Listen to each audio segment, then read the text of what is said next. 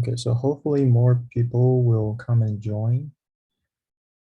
Welcome back. So for today's class, we will talk about how to set up the programming environments. So we will basically stick to this same programming environments for all the assignments for this course. Okay, so Python is the programming language that we use, and the software that we use to write Python code and to write machine learning models, to implement models, to um, um, organize all the training testing code is in Jupyter Notebook. Yeah. So maybe some of you have already had experiences working with Jupyter notebooks, but today I am going to have a pretty complete tutorial for installing all the softwares, including the Python programming language, on basically all platforms. Yeah. So although I didn't have too much experience installing Python on Windows system, but it should be there should be different workarounds. Yeah. And also, after the part for installing Python and installing Jupyter notebooks, we will talk a little bit about the Python language. Okay, we will go through some of the I hope language characteristics. Hopefully, this can be a practice or refreshment for you to get more ideas of how this language look like and how it's gonna supports all the required assignment works in this course. And in particular, Python is a general purpose programming language. Okay, in theory, we can implement a lot of fancy tools, fancy packages. We can build everything from scratch using Python, but in practice, we don't do that. And there's already a ton of super powerful and useful tools for manipulating data to implementing machine learning related tasks. So in particular for that, we will introduce a package called numpy or numpy in this case. And numpy or numpy will be the primary tool that we use to as a way to represent data and to implement simple machine learning models. Okay, so in summary, for today's course, we will not touch the part for actual machine learning models, but we want to get some. I would like to have you exposed to the programming tools that we will keep using in for the whole semester. All right. Okay, so let's look at first step, right? And so on your laptop computer, there are actually several different ways for you to install Python and all the related packages. Okay, so on my slides here, I started with the part for Windows. And for Windows system, we basically can go to the official website for Python. And one thing that we all need to notice is that uh, we will use Python 3, okay, but not Python 2. It's already uh, and official support Python 2. So that's something we should pay attention to, okay. And next,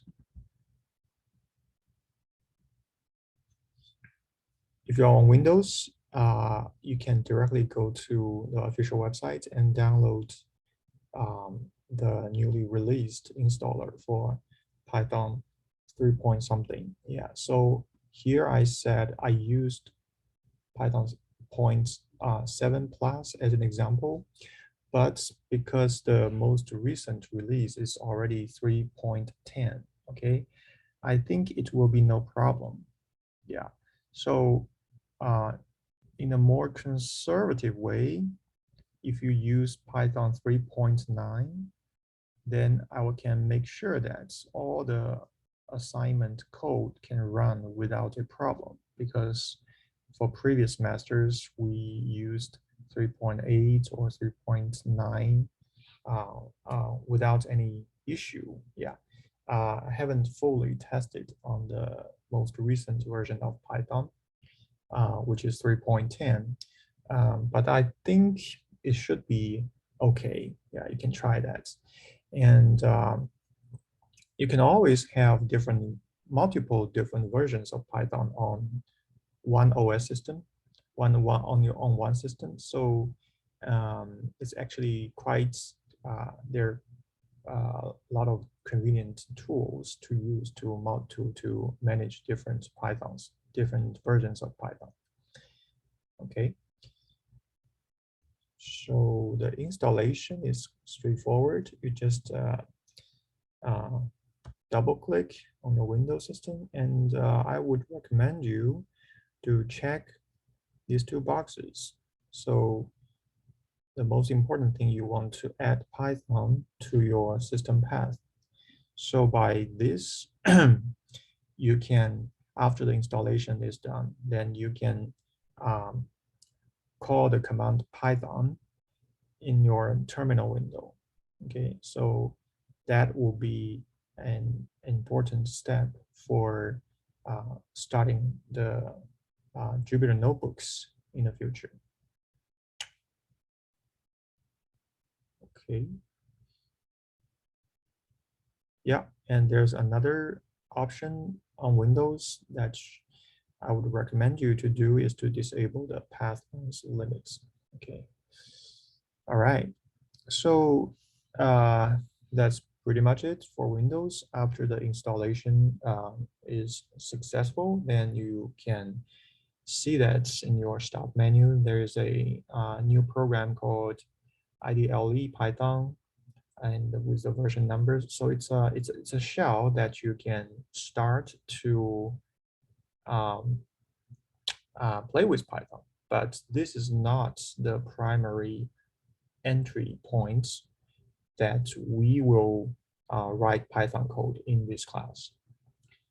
I see a question. Actually, yes, you can use PyCharm. PyCharm is really nice and powerful IDE for writing Python code. I think there are students using PyCharm in previous masters, and it works pretty well. But later I'm going to show that the recommended way for for using Jupyter notebooks. Yeah, so the thing is that we are not, it's not a software engineering or programming language course. We don't actually build large projects that have multiple Python files, Python source code files that needs to be integrated in one environment. No, we are not doing that.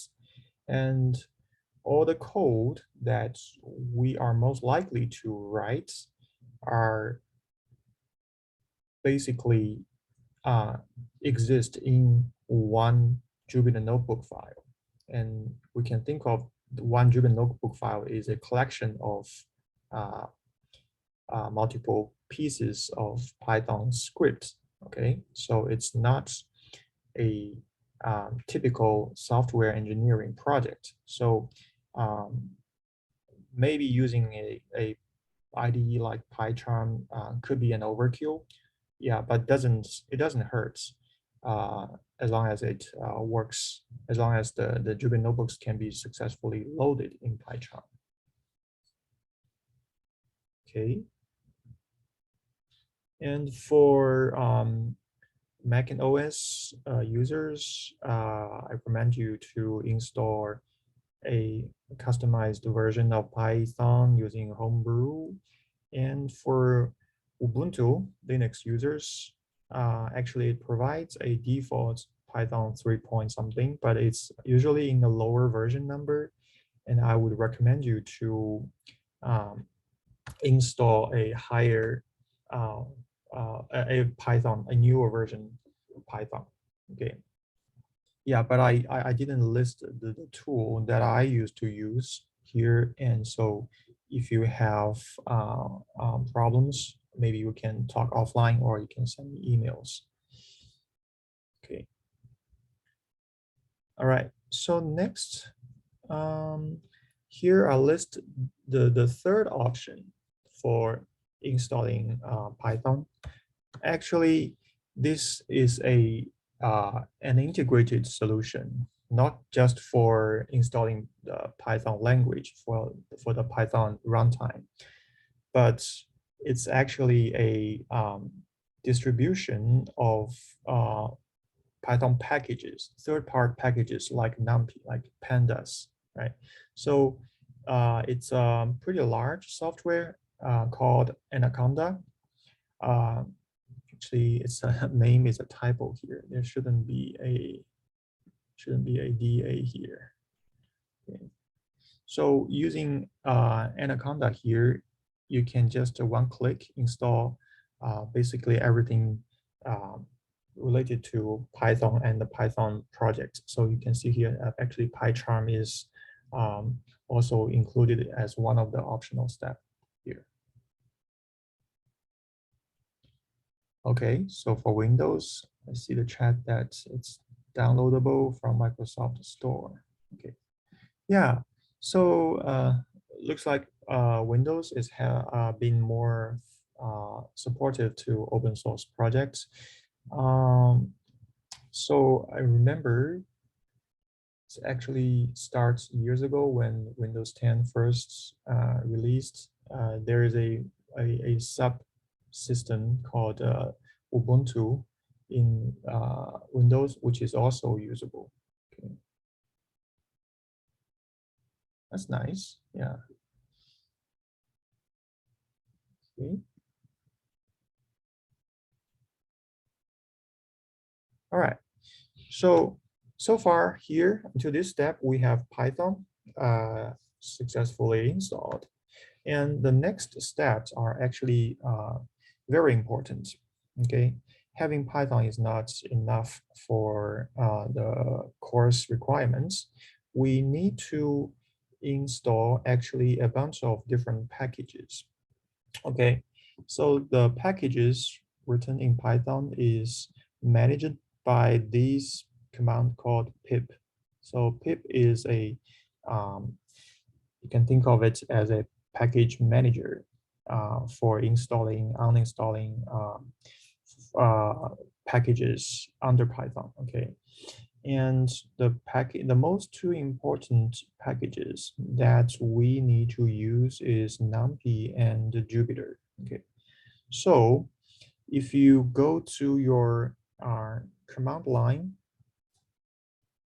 if you are a Mac user or Linux user, you can type pip install -u is for upgrade, and numpy and Jupyter. Then you can see some installation code prompts, and 99% of the chance you can see the installation is successful.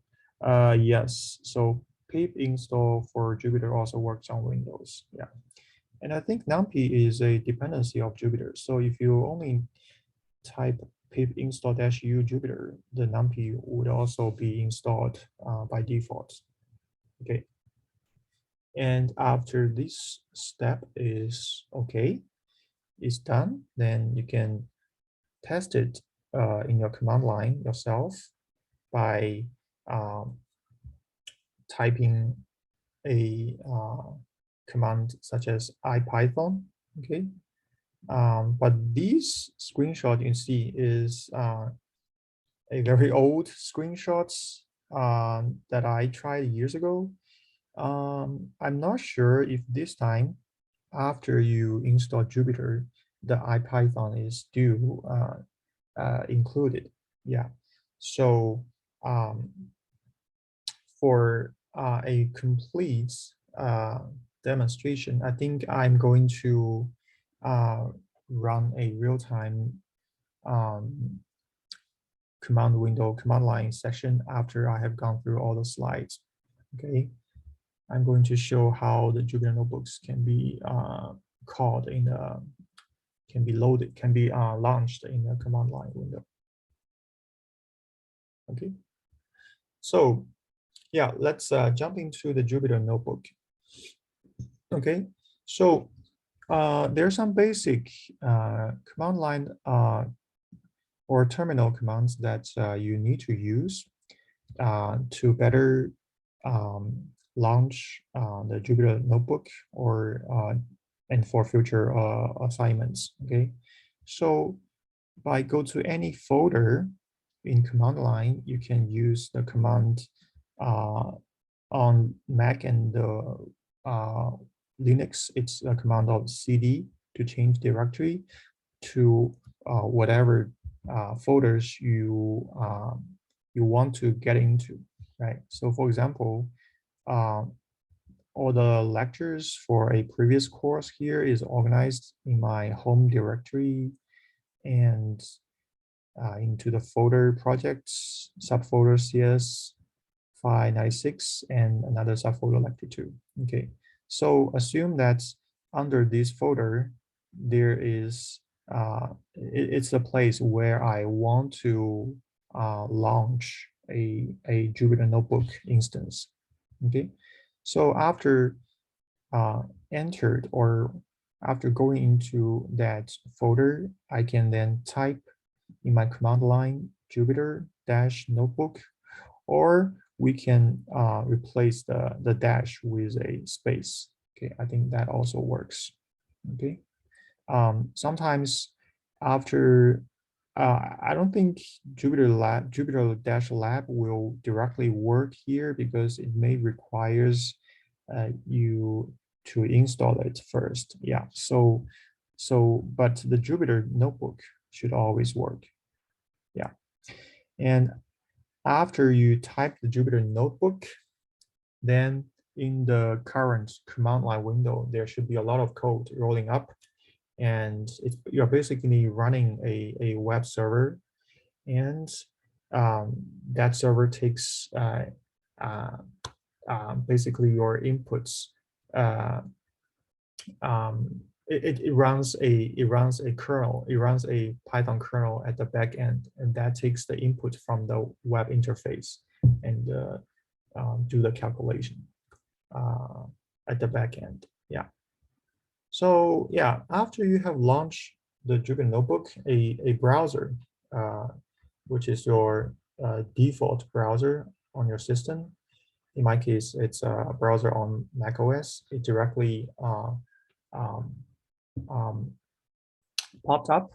Okay, and you can see that there is an empty folder here. The notebook list is empty. Okay, so what we can do here is to create a empty Jupyter notebook, and it's not titled, it's untitled. So the name of the book is here, shows as untitled. Okay, and the main body of a Jupyter notebook is where we write our code, write our Python code, or to complete the existing um, um, existing code framework in any existing Jupyter notebooks. Okay. So here, for example, there are two cells. So one of these long green grayish boxes is called a cell. Okay, it is the place where you can type into whatever code, whatever Python code you want to write. So here for the first line, I tried with a import statement to import numpy as np. Okay, and I can click on the run button here, or I can, after writing down the code, I can hit the shift plus return or shift enter to execute this first cell. Okay, and it will automatically create a new cell underneath the cell above. Yeah, so that's something you can try it on your laptop. Okay, yeah, so you can see that we can keep writing code in those cells, and actually you can write multiple lines in one cell. Although here, what I showed here is that I only put one line of code in each cell, but you can do more than that. You can put as many code as you want in one cell, but usually we put some code that are related, that does that do the same job or do the same for the purpose into one cell, so that the code are more coherent and they look more easier to comprehend, right? So we can like put a, if we want to write a function in Python or a class in Python, then we can maybe put a complete function or complete class in one cell and some other code in a different cell. Okay. So yeah, and it's important to remember that we want to save our work. So don't forget to save the notebook by type a nice name, and you can always use Control S or Command S to save the current contents in the notebook whenever you want. Oops. Okay. Yeah, we can also rename the notebook. Right. So after I type the assignment 1, then the notebook is saved as in this format with the extension as .ipynb, which is short for Python IPython notebook. Okay, and that's saved file is under the folder we are currently at. Okay, so that's why to have a fixed folder or fixed directory to save and to manage all the Jupyter notebooks that will be used for this course. I think it's an easier way for you to work on the assignments. Yeah, because for all the future assignments, including the one that I'm going to release right after this course, I will release Jupyter notebooks that looks like this file name. That looks like a1.ipynb, and it's a notebook that you can directly load, and you can see that there are already some contents in those cells within the Jupyter notebook, and you can actually directly work on the cells.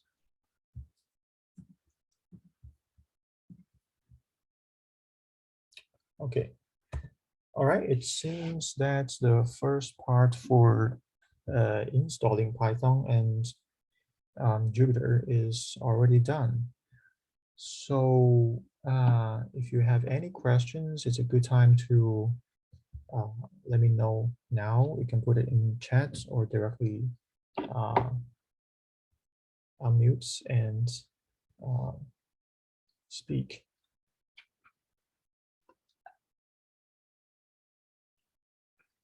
All right, I assume there are no questions.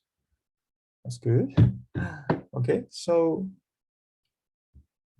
okay, it's not working. The pip install command is not working for Windows.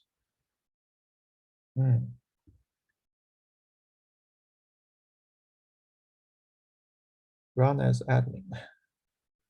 Yeah, that's a good suggestion.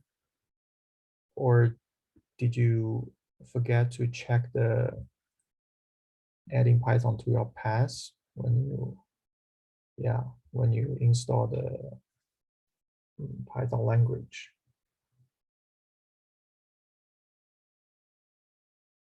Yeah, yeah. And it'll be easier if you install Anaconda as an integrated solution. Yeah, I think people usually some students last year had the same problem and they switched to Anaconda and it seems solving their problem. Okay. All right. So maybe it's time to get some reviews of the Python programming language. Okay.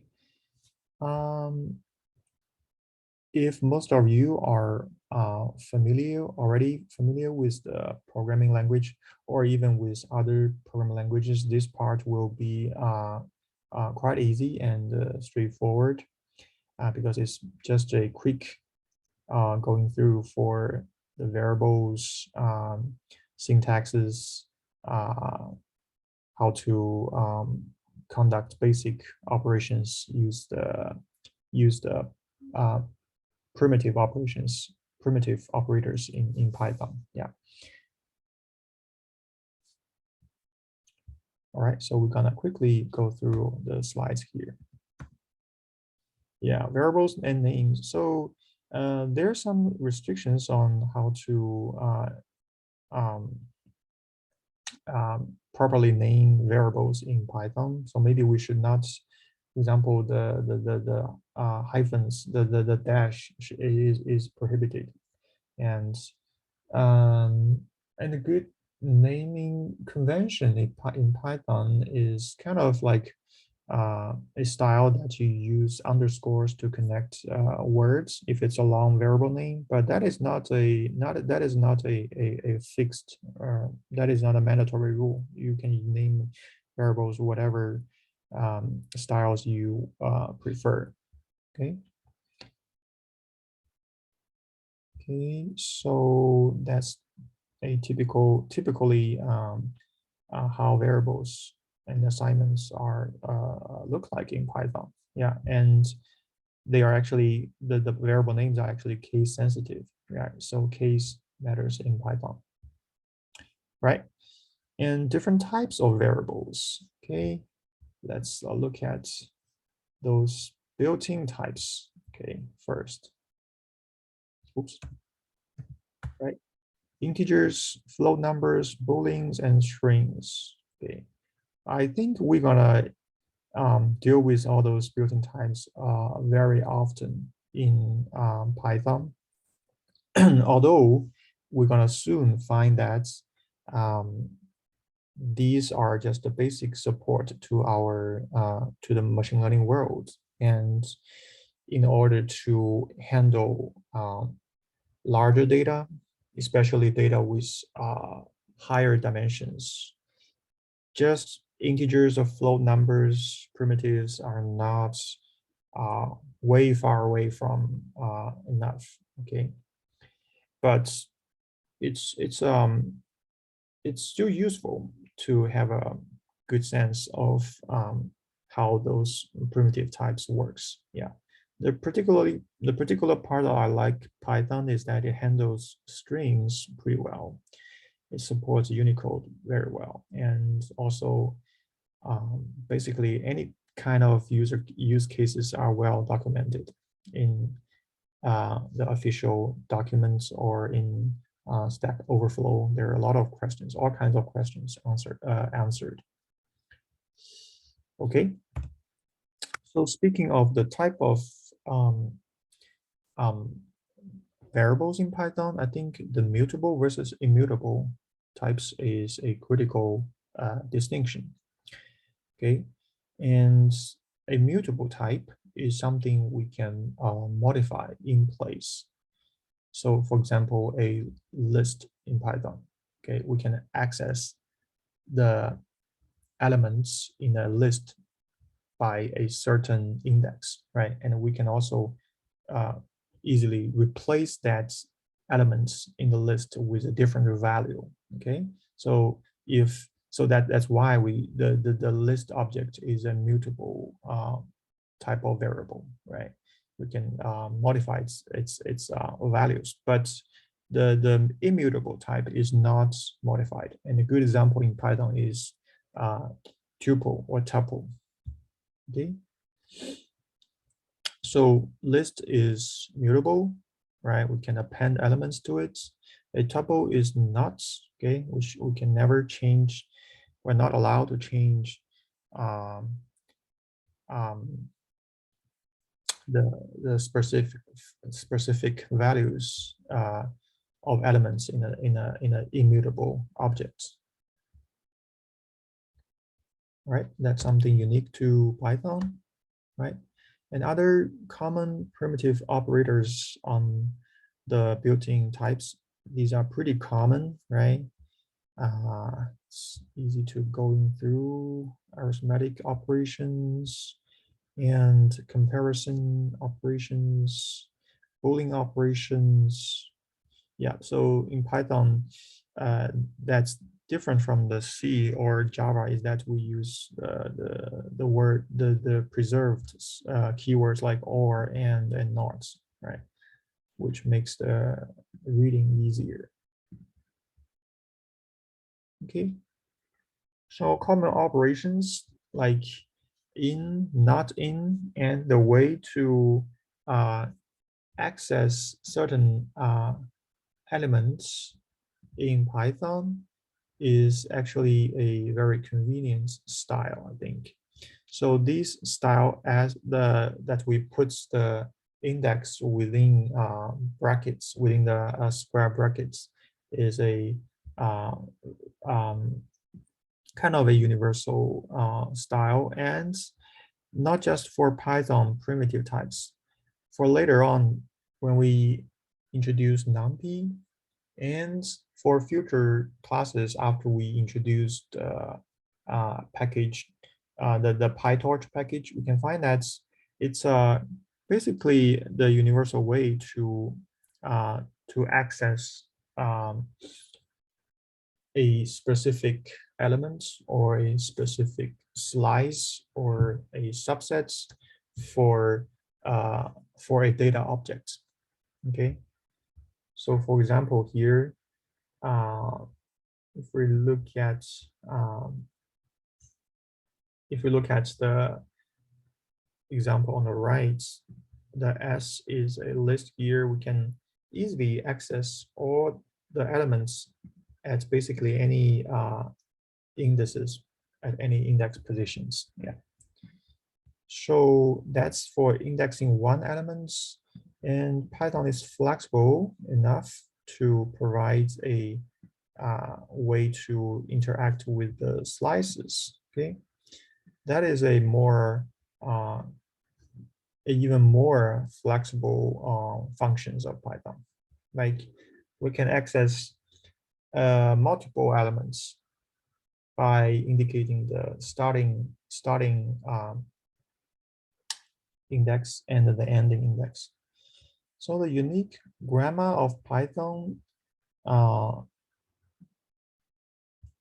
defines that when we use a slice, like 0 to 3, then the zeros element, which is the first element, is included.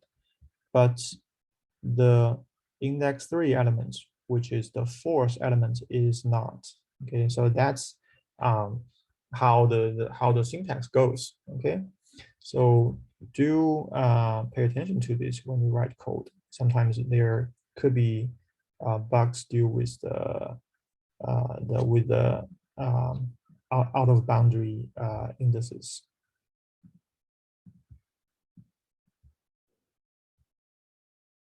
Okay, and sorted. Yeah, I'm gonna skip this. And splits. Yeah, so these are the typical string operators, which I think are pretty fun to read about, and it's actually quite common operators when you deal with unstructured data. Yeah, I'm going to just skip this quickly. Strip is also common string operators. String replace. Yeah, yeah. If and else. So the typical way that we write branches is use a series of if else, right? Looks pretty, sometimes maybe we found it clumsy, but actually in the most of the code that we're gonna use or look at, we don't deal with that many conditions. Okay. Then iteration for loop, I think, will be the most common control loop statement, loop structure that we're gonna use here. Yeah, we can give the elements in with arbitrary names.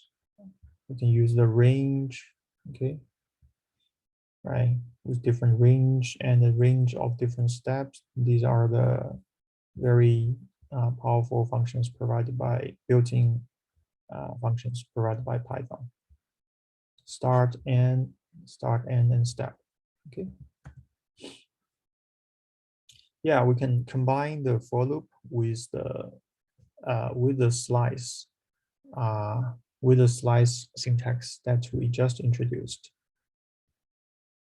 so that we can access only the top n on or the final n elements in the sequence.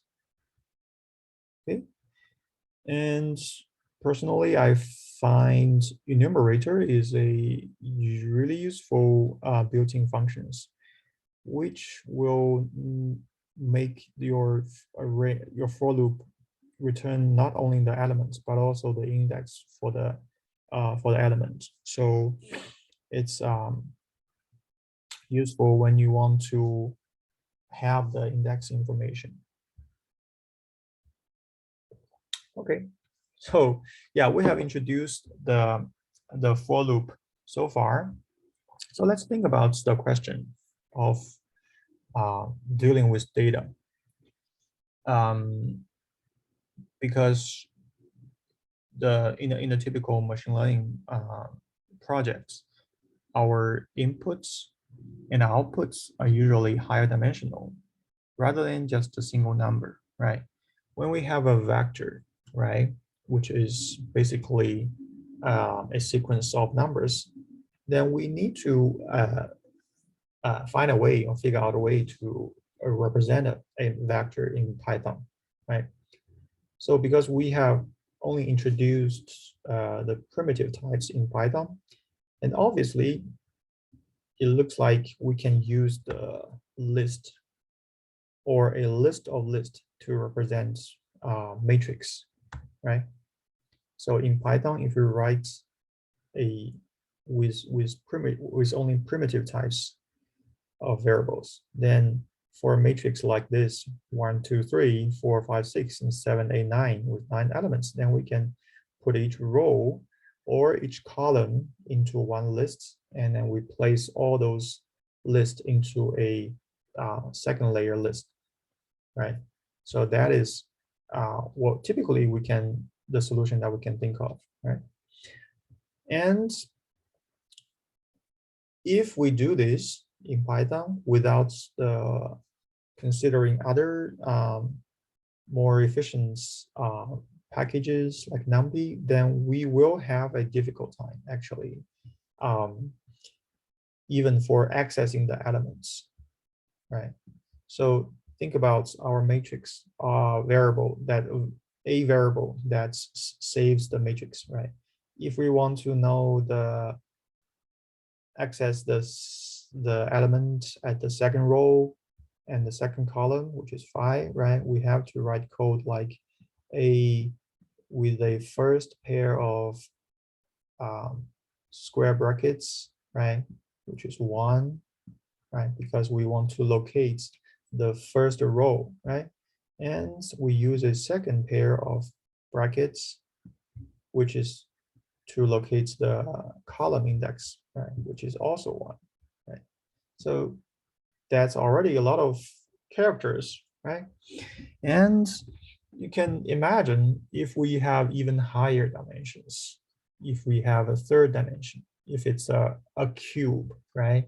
It's a 3 by 4 by 5 cube, and there are 60 elements in it, and we want to access one of them, then it will be really long and inconvenient code that we have to write. Okay. Okay, so not to mention the more advanced operations we are expecting to use. For example, the basic linear algebra operation like transpose a matrix, right? If we want to turn each turn each row into a column, right? So if we conduct a transpose onto this matrix, then we are basically converting the first, let me use a different color. We're converting, oops, the first row, the first column into the first row, right? Say if we write this from scratch, like we want to construct a matrix, like it's B matrix, right? Which could be first empty. Then how do we locate, like put the 4, which is the second row and first column, into the first row and the second column, right? So it's actually, there are 2 layers of loops that we need to write, right? Because there should be some code to first go through the elements in the original matrix, like row by row and column by column. And we need to kind of flip the row index and the column index around and then calculate the new positions for the elements and then place that element to the correct new position. So it's actually a lot of code, a lot of heavy lifting jobs we need to implement. And we don't want to have to implement this each time we want to transpose a matrix. So that's why we need more powerful tools other than the built-in types of Python. Okay. So that's why we will have our third part of this tutorial here, which is a basic numpy tutorial. Okay. So numpy is a third-party package that we can install, like pip install numpy.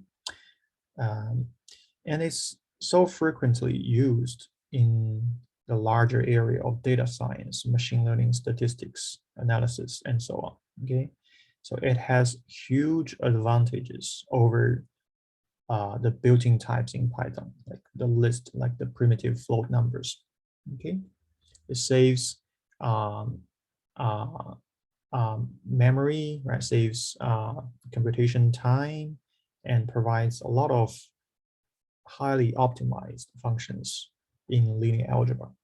Okay, so numpy is definitely the tool that we will use for almost every assignment work, or almost every computational model, computational pipelines that we will cover in this course.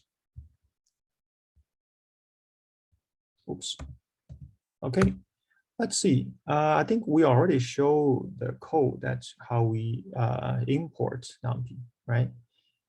We usually give it a shorter name by import numpy as n and p, but that is not necessary. We can just import numpy. But if you do that, then in all the later on code, you have to type 5 letters numpy dot something, right? So that is not the most convenient style.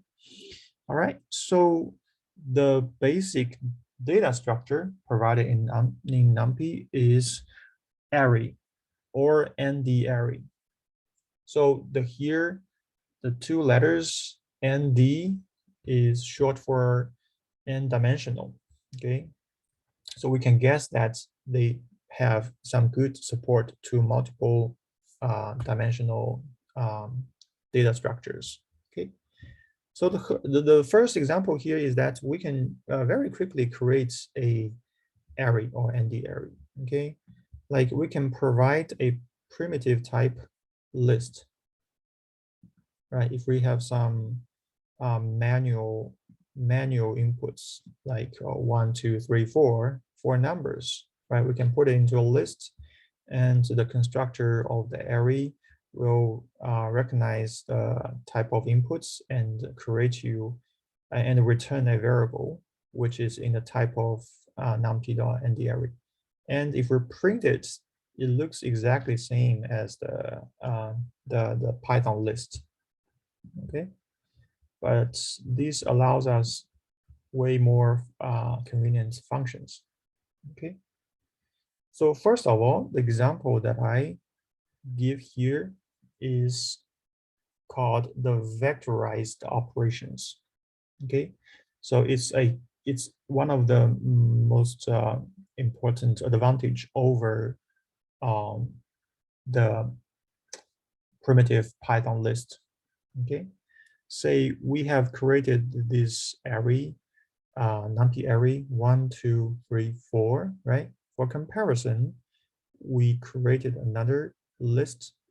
So the list 1 is a Python list that has 4 numbers with the same values. Okay, so you can see that we can directly add a constant to all the elements in the numpy array by simply write a plus 2. And the return result is a new array that has all the elements incremented by 2. If you do that on a Python list, it will be an invalid operation. Okay, and adding and modifying array elements is such a common operations in data science, in machine learning tasks. So this is already a huge advantage for numpy. And when we enter the higher dimensional space, the advantage is even more salient, right? We can create a 2-dimensional array, like here as an example shows, we created from a list of lists, which is a manual way of writing this, but we have different other ways to initialization. But here it doesn't matter here. We just want to showcase the functions, right? You can see that this time the numpy array has 2-dimensional, right? It's actually a 3 by 3 ND array. And we can access all the elements by writing the indices within one pair of square brackets. So the A00 indicate that we can access the first row and the first column. And we can put a slice here, indicated by this column. It means that we want to access all the elements in that dimension, which means here we want to go to the first row and access all the elements in that row by including all the column. Okay, and this is the opposite. We went to the first column and access all the elements in that column, which includes all the rows. Okay, so that is super quick ways to access single elements or slices of elements in numpy. Okay, let's look at some other fast vectorized computations. Okay, so on the left, yeah, so on this page is for a summation, quick summation over axis. So the term axis here, it's special term in numpy package. You can think of it as a way to describe dimensions. Okay, so if the array looks like this, it's 3 by 3, then it has 2 axes, right? It's like 2 dimensions. And the first dimension is called axis 0, and the second axis is axis 1. Okay. So the sum function is a built-in function provided by numpy. If you call the function sum of one numpy array, it will return a summation of all the elements in the array. And what's more interesting than that is, oops, if you specify the axis along which you want to calculate the summation, okay, then the returned results will be different. Okay, so for this example here, the axis 0 is along the direction of rows, and the axis 1 is along the dimension of columns.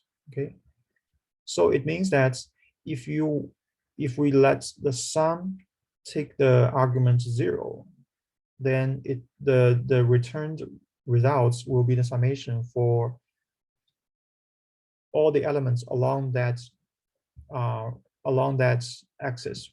So the 12 would be 1 plus 4 plus 7, and 15 will be the results of 2 plus 5 plus 8, right?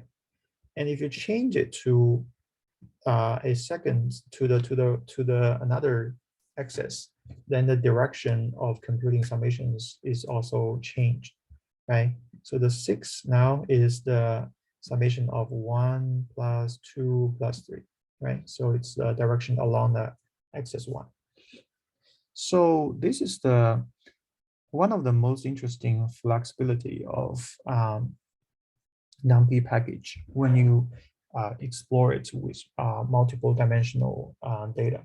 So it takes some time to get used to the grammar, to the syntax, and sometimes you just need to try different axes, right? Sometimes if you don't get the results that you desire, then maybe it's the problem of choosing the wrong axis.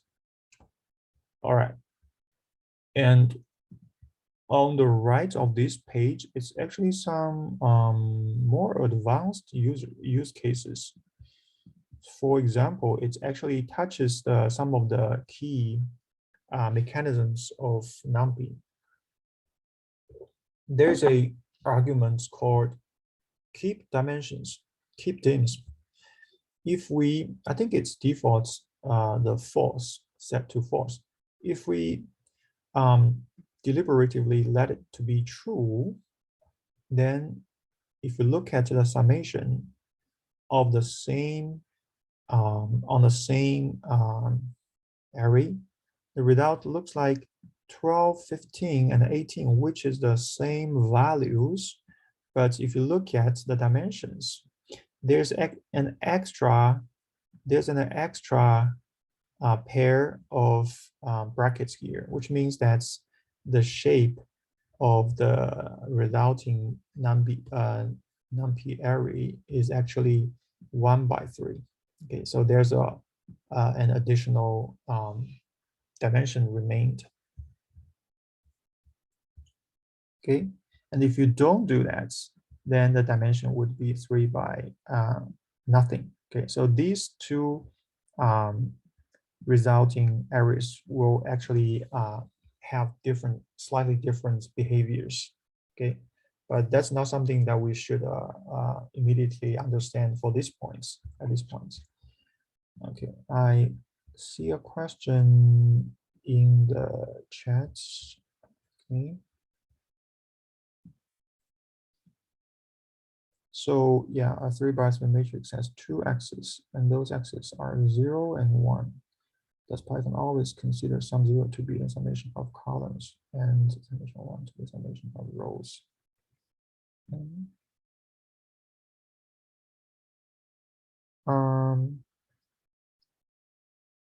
Yeah, so in numpy, it doesn't mean that 0 always refers to the row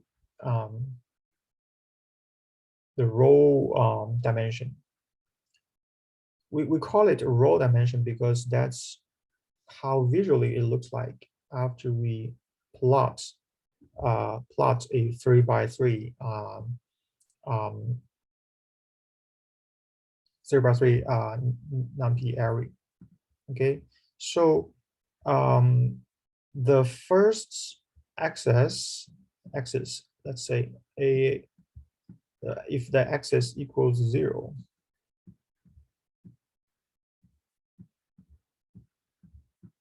okay, then the summation function, it takes this axis equals 0 arguments.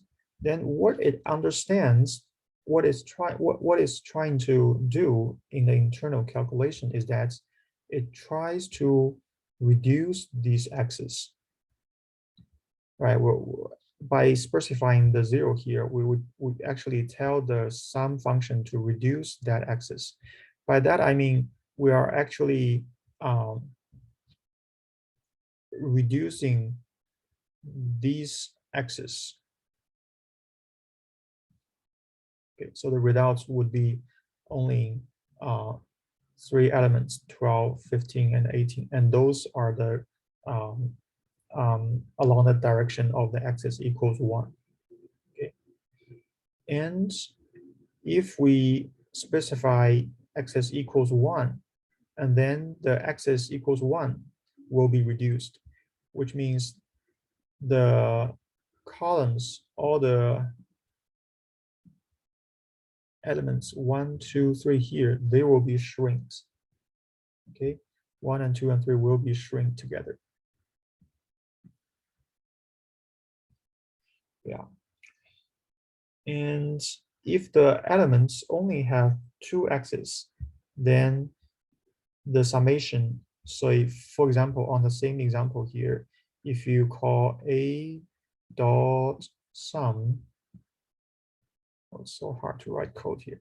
If you write a dot sum with 2 as arguments, I think it will be an invalid axis because the array doesn't have that much, doesn't have that many axes. Yeah, so I think it takes some time to practice the concepts of axis over numpy, and it's takes a while to visually map the directions with the axis numbers. Okay, so this is a even more complex examples. So I guess if you can figure out why the outputs of running summations with different axes on this example, then you are at a good position of understanding how axis works. Okay, so right now in this example, the arrays that we work on has 3 dimensions, right? It's 3 by 4 by 5, right? So it's a 3 by 4 by 5 cube. You can imagine it in your mind as a cube. And by summation with 0, it actually reduces along the axis equals 0. So the remaining dimension, the dimension of the result will be 4 by 5 because the third axis is reduced. And if you tell it to compute the summation along axis equals 1, then the result will be 3 by 5, and the force is eliminated, right? And similarly to the last operation. So I hope you can run this example on your own on the laptop, right? To try to observe the shape of the outputs and try to get a complete piece of information of how different axes would result in different shapes, different outputs of different shapes. Yes, yes, that's correct. You eliminate by choosing axis you want to exclude.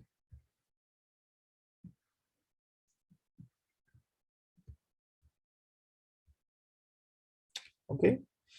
All right, and lastly, some very useful commands that we'll be using for the future, like this random submodule, random module of numpy. We can use it to have some inputs randomly initialized. Okay, it will allow us to randomly initialize a array of different types of different shapes. Okay, we can specify the shape as 3 by 2 and 2 by 3 in these two cases. Okay, and lastly, I think let me see how many. Yeah, we have 3 slides left. So lastly, on the slide here, we introduced the dot product. So this is something that we should briefly review regarding the linear algebra contents. Okay, the dot product here between 2 vectors, right? We have 2 vectors. Actually, it's 2 arrays, 1, 2, 3, and the 2, 3, 4. The dot product can be conducted with A dot dot B, or we can call the NP dot dots with 2 inputs arrays. Okay, so remember the dot, how we compute the dot product is another name for it is inner product, right? We compute 1 times 2 plus the result of 2 times 3 plus 3 times 4. Okay, that is how we get 20. And it's actually different from the pointwise multiplication. If you use A times B, right, without using the dots, it's actually, the result is a 1 by 3 array. And each element is the pointwise multiplication here.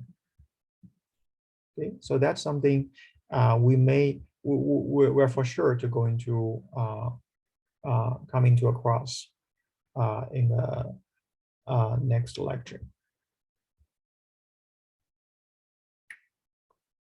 All right, and for matrices, as I mentioned before, the basic operations like transpose, matrix multiplication, these are all supported very well in numpy, right? The matrix multiplication is something that I hope you can review it yourself. And here the demo shows that the NP dot can carry out the matrix multiplication. And actually there are more than one method of doing so, okay? So I'll leave it to your own practices. Okay, so that's basically everything we have in the slides. And numpy is really a focus of software packages that we rely on for the assignments questions for this course to understand the underlying mechanisms of machine learning models. Numpy is really a good tool, okay? And for the future, we will introduce PyTorch, and it's a complete machine learning frameworks that actually supports pretty good support to numpy. Okay, so we can easily import data in the format of numpy array to feed into the models built by PyTorch. So there's actually a lot of interactivities here. And the nice thing with numpy is that for a lot of different frameworks, including PyTorch and others like other well-known frameworks like TensorFlow, Keras, Caffe, and so on, the numpy is basically a universal format that all kinds of machine learning frameworks can easily import and export. Okay. That's pretty much so far everything I have in the slides. Then I can probably show you how we can open up the Jupyter notebooks for our first assignments. Let me pause the video quickly. Okay, and stop sharing it.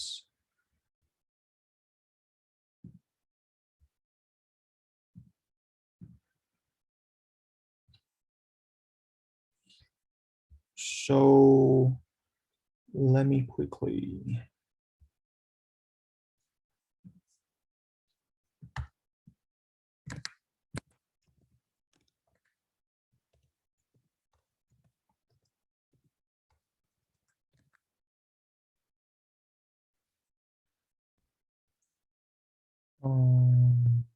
All right, I need to share my window again.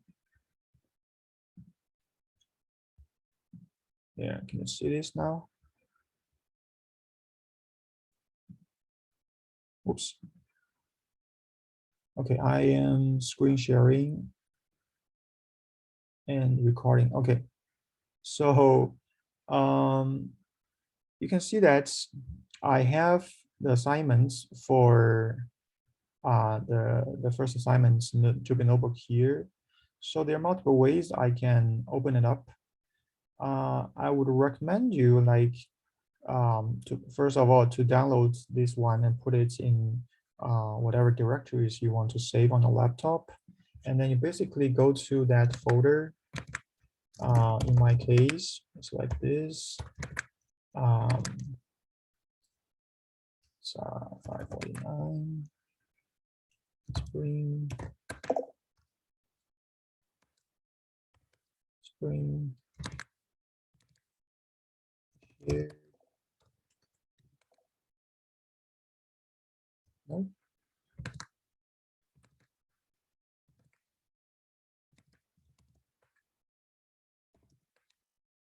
Yeah, you went to the folder here, go to A1.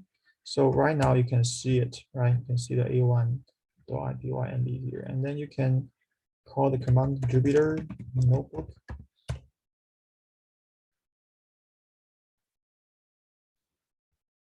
In my case, it opens up a Firefox browser.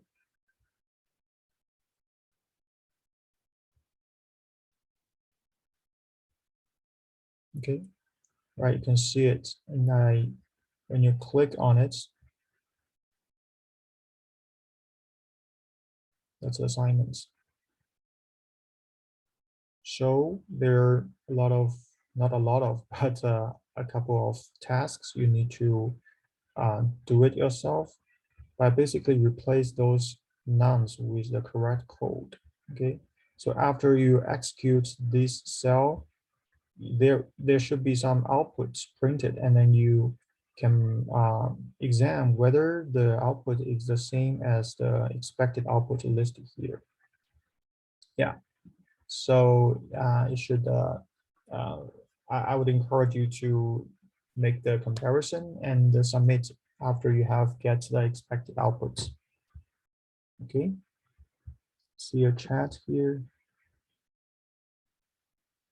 I will post assignment one shortly after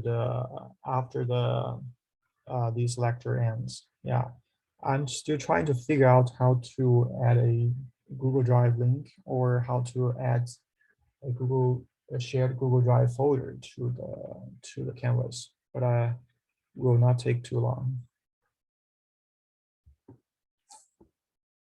Okay. Another chat. Okay. So there will be 4 tasks. Okay. So I think this is a warm-up for preparing the next lectures. And on Thursday, we're gonna officially start with machine learning problems, and we will start with simple models in linear regression. Okay. All right, let me stop sharing the folders. Okay. So, any questions so far?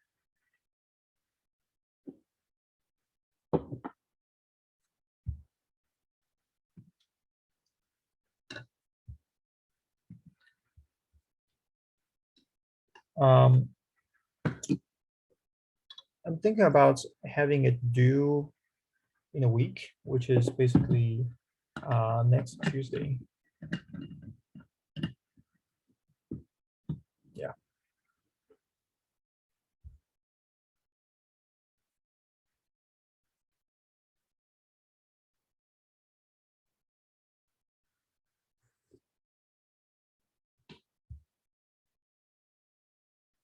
All right. If there's no questions, how do we submit? Yeah, that's a good question. So you should save your code to the assignment, to the Jupyter notebook. So after you worked on the Jupyter notebook, remember to save it.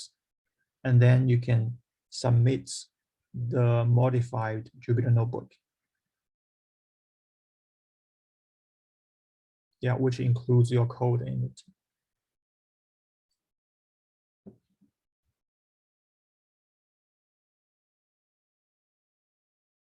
Is that clear, Suhas? Yeah. So you should submit it as a .ipynb file. And the TA will work on this ipynb to basically check if your answers are correct. Yeah. But you basically can already have a sense of your answer because there will be expected outputs provided to each question.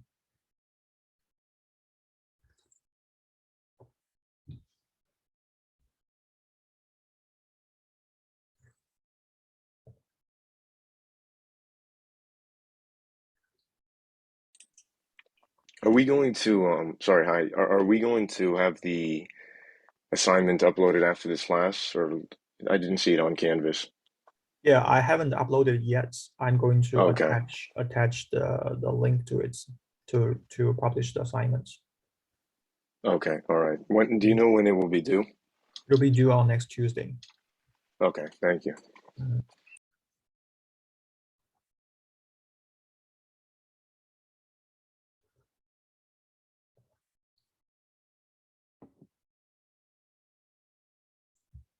All right, I'm going to